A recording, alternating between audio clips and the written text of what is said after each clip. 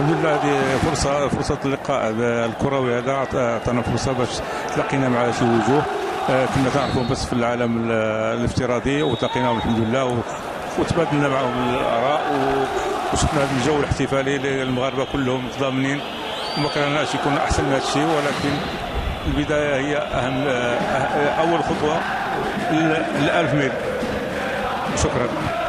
المغربية ناس محترمة وناس فعلا جديرة ان هي تحترم في اي مكان، والاول مرة اشوف جالية تحترم ناسها وتحترم رجالتها غير الجاليات العربية كلها. فشكرا للجالية المغربية، وشكرا لملك المغرب، وشكرا لكل القائمين على الناس اللي هنا في موجودة في بجد ناس محترمة. والله يشهد، دي شهادة حق من واحد مصري، مواطن مصري حزين على السفارة بتاعته المصرية، حزين على الجالية المصرية. بجد أتمنى أكون مغربي عشان الناس المغاربة اللي هنا. وشكرا ورحمة الله. احنا جد سعداء بلقاء الإخوة المغاربة في هذا الاحتفال، في هذا الدوري وهذا الاحتفال الرياضي، واحنا جد سعداء بلقاء الإخوان اللي كنا كنتعرفوا عليهم عن طريق التواصل.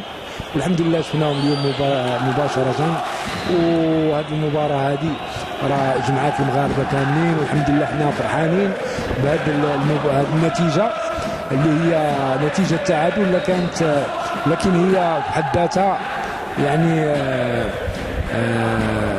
هي نتيجة يعني مفرحة إن شاء الله، وإن شاء الله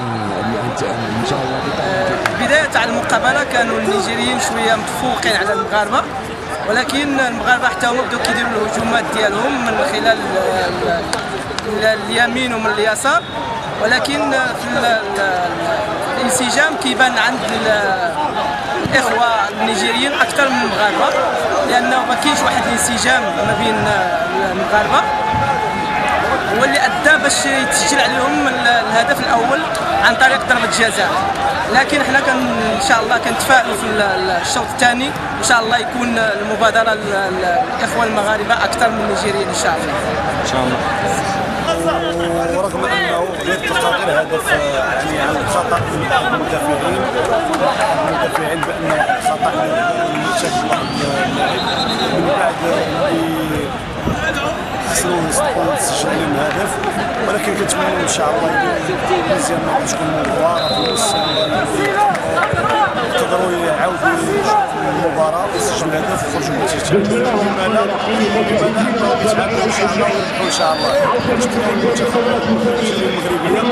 المغربيه ان شاء الله.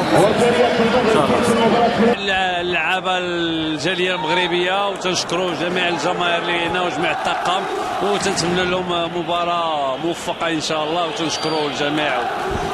عاش المغرب. السلام عليكم ورحمه الله. كانت مقابله المستوى قدمها نادي المنتخب تاع الجاليه المغربيه، كانت المباراه في المستوى رغم ان تفضلنا